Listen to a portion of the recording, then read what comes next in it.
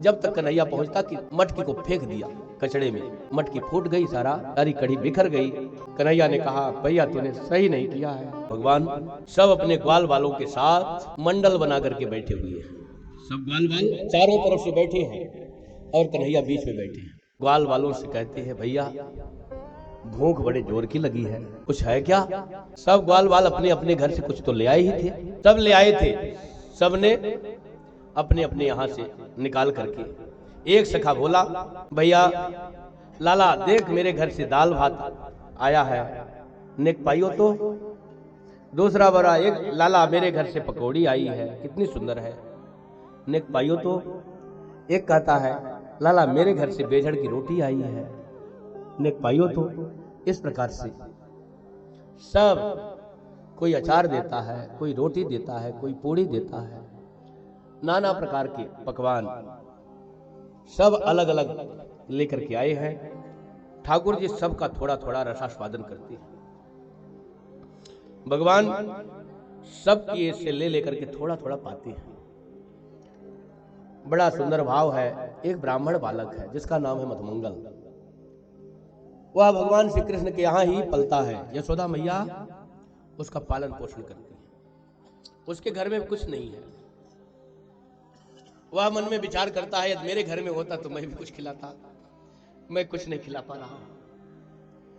ऐसा भी जिसके घर में ना हो वो भी सेवा कर सकता है, लेकिन जिसके घर में ना हो वो ऐसा सेवा कर सकता है।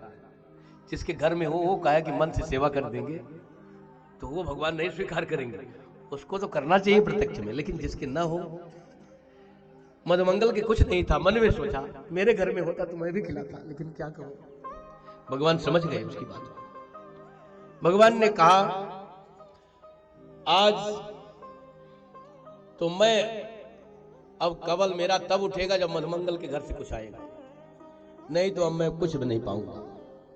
अब तो मधुमंगल के घर का ही मुझे पाना है। मन में सोच रहा था और ठाकुर जी ने कह ही दिया। मधुमंगल बेचारा दौड़ा दौड़ा गया। उसकी मैया पूर्णमासी बेचारी 3 दिन से कुछ पाई नहीं थी, कुछ घर में था नहीं। मधुमंगल ने कहा, कुछ हो तो दो।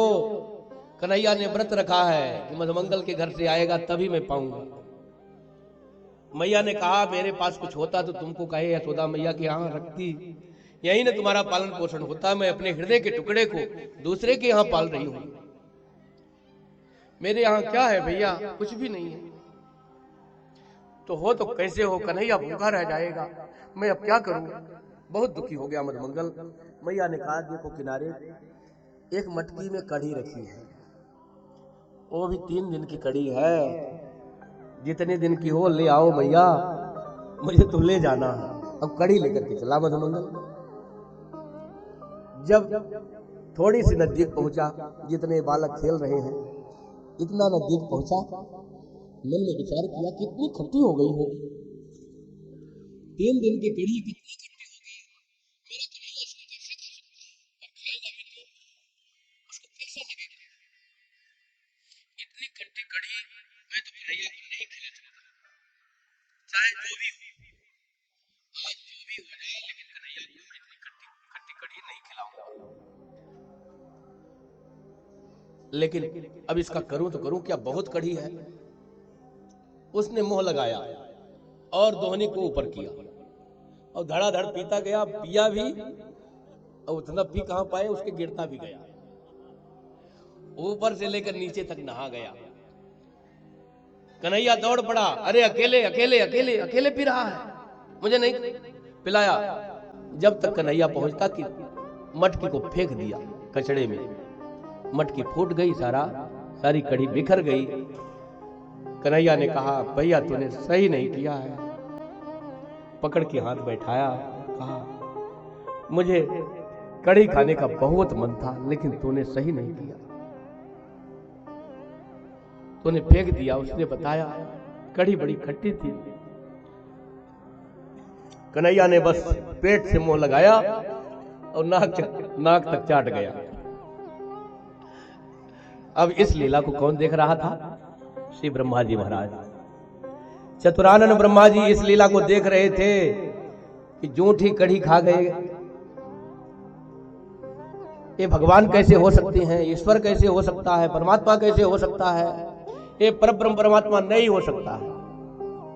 फिर विचार किया, अरे जन्म के समय तो हम लोग स्तुति करने आए थे, ये तो भगवान ही है। फिर लगता है प्राकृत शिशु लीला देख भयो मोह, कवन चरित्र करत प्रभु कृपा चिदानंद संदोह। मोह हो जाता है, जो जानिन कर चिता पारई, बरी आई भी मोह मन करी। हम लोगों को मोह हो जाए तो क्या है, जो जानिन कर चिता पारई, जानियों का भी चित्त अपहरण करने वाला है। कवन चरित्र करत प्रभु चिदानंद संदोह, ये कौन सा चरित्र कर रहे हैं प्रभु? प्राकृत शिशु लीला देख भयो, एक साधारण यादव के छोकरे जैसे लीला कर रहे हैं। छोटे छोटे बच्चे एक दूसरे को चाट जाते हैं, नाक भी चाट ले, क्या है, छोटे छोटे बच्चे 1-2 साल के, क्या है उनको समझ क्या। लेकिन ठाकुर जी ये लीला कर बैठे तो कन्हैया यशोदा का वात्सल्य सब करा रहा है। ये भगवान में कमी नहीं है।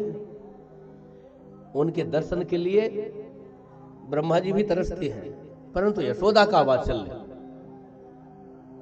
श्री दशरथ जी का वात्सल्य ठाकुर जी को क्या कीड़ा कराता है। रूप रास नृप अजर विहारी, ना चाहे निज प्रतिबिंब निहारी।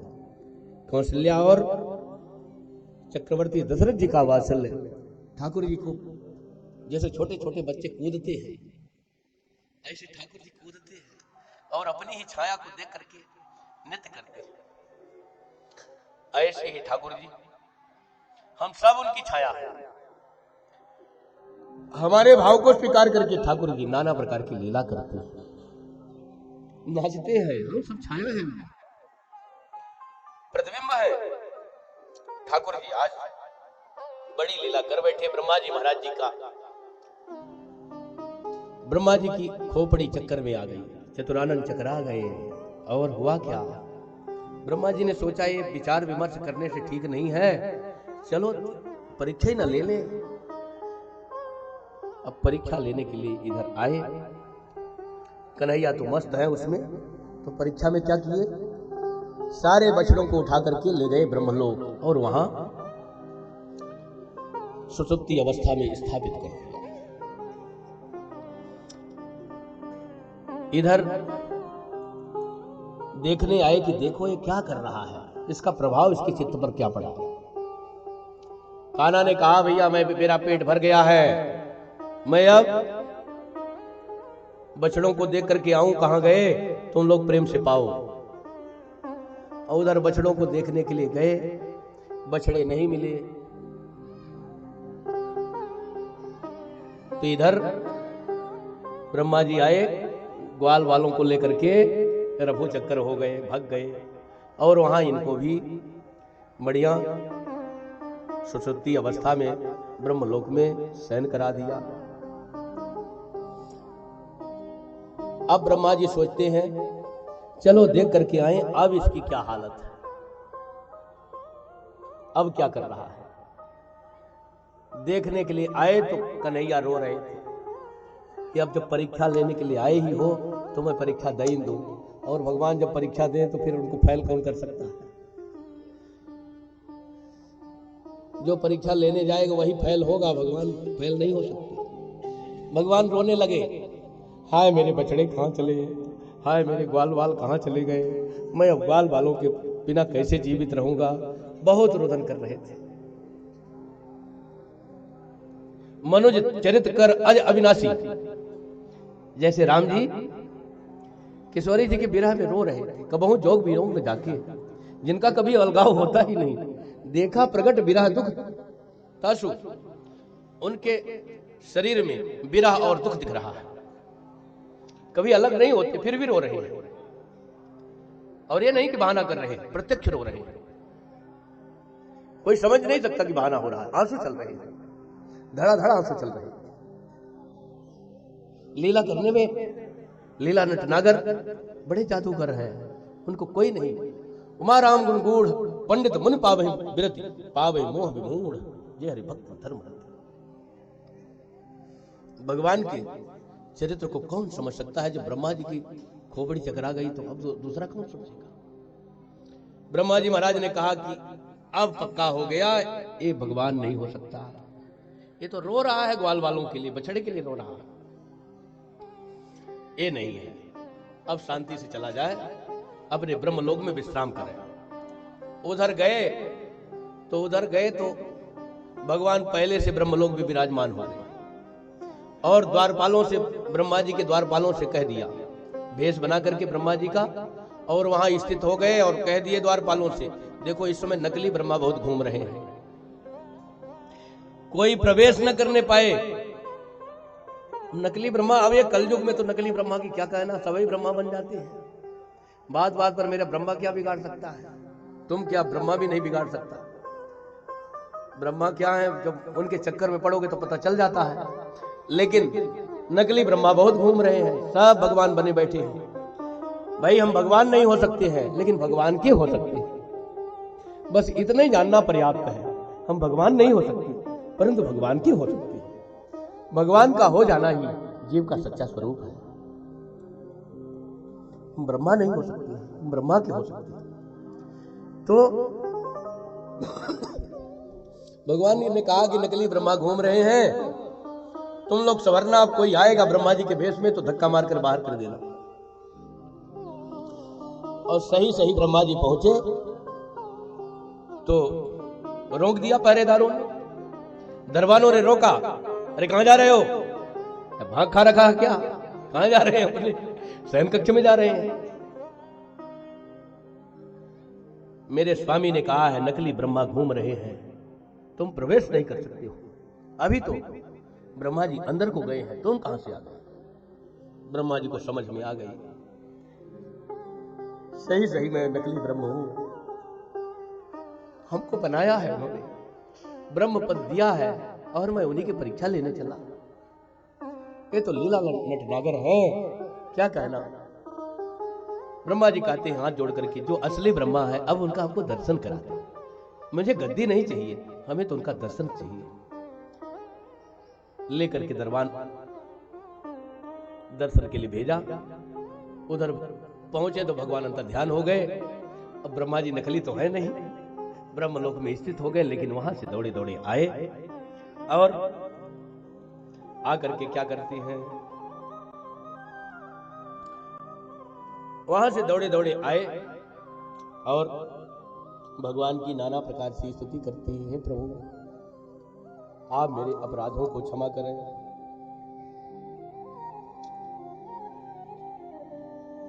अहो भाग्यम नंद गोप प्रजौकसाम यनमित्रम परमानंदम पूर्णम ब्रह्म सनातनम।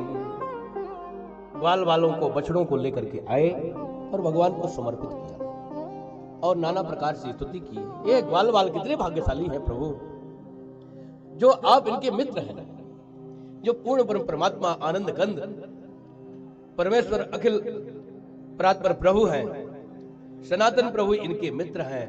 ये कितने भाग्यशाली हैं। ब्रजवासियों की काहे स्तुति करते हैं, इनको, इनके साथ अपराध किए, अब इनकी स्तुति करेंगे तो भगवान कहीं प्रसन्न हो सकता हो जाए, लेकिन ठाकुर जी प्रसन्न नहीं हुए। भगवान ने कहा, ब्रह्मा जी महाराज ने कहा, हे भगवान तत्तेनुकंपा सुसमीक्षमाणाम भुंजानेवात्म कृतम विपाकम। हे भगवान, जीव का एक ही कर्तव्य है, आपकी कृपा का, अनुकंपा का की समीक्षा करें। आपके विषय में उंगली उठाने का अधिकार इस जीव को नहीं है। जो मैंने गलती कर बैठा, आप कैसे हैं उसको जानने का प्रयास न करें। जो आपने कृपा किया है उसी में मगन रहे। कितनी कृपा किया भगवान। भगवान ने मुझे आंख दिया है, कान दिया है, नाक दिया है, हाथ दिया है, पैर दिया है और मुझे दिमाग दिया है। मुझे कानों में शक्ति प्रदान किया, आंख में शक्ति प्रदान किया, हाथ में शक्ति प्रदान किया, पैर में शक्ति प्रदान किया, समस्त इंद्रियों में शक्ति प्रदान करके, मन में शक्ति प्रदान करके दुख सुख भोगने की शक्ति मुझ में प्रदान किया है। दुख सुख अनुभव करने की शक्ति मुझ में प्रदान किया। बताइए तो भगवान कृपा न करे तो। नहीं कहते हैं कोमा में चला गया तो कुछ भी नहीं कर पा रहा है, शून्य हो जाता है, कितना उसको कष्ट होता है। भगवान ने जो है हम सबको सब कुछ प्रदान किया है। भगवान की कृपा की समीक्षा करें। हरि तुम बहुत अनुग्रह कीन हो, साधन दाम विबुद्ध दुर्लभ तुम मोह कृपा कर दीन हो। हे भगवान, आपने बड़ी कृपा की, साधन का धाम, देवताओं के लिए दुर्लभ शरीर मुझे प्रदान किया।